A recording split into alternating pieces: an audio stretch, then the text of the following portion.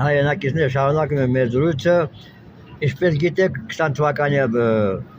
պատերազմում սեպտեմբերի 27-ին սկսած ադրբեջանների կողմից դա նախորդ կազմակերպված պատերազմ էր, որ Նիկոլը փողը վերցրել Ալիևից, այդ պատերազմը մենք պետք է պարտվեինք ու պարտվեցինք եւ թե չէ հոկտեմբերի 4-ին հոկտեմբերի 19-ին Պուտինի թելադրած բանով որ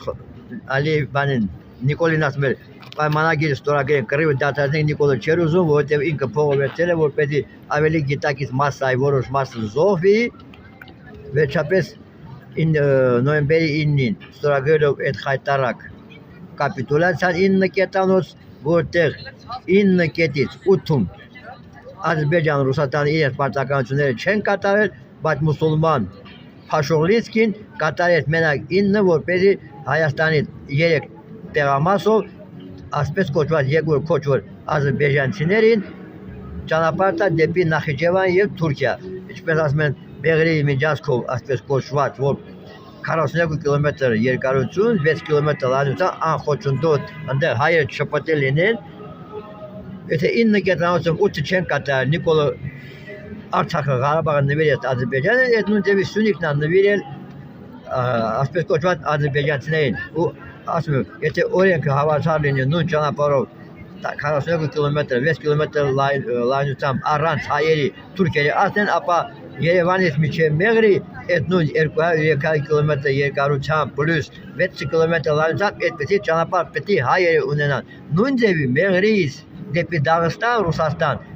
այդ կիլոմետր քանի 600 քանի կիլոմետր լայնությամբ եւ երկարությամբ եւ լայնությամբ այդպեսի ճանապարհ այդտեղ պետք է մենք ունենանք, բայց այդպեսի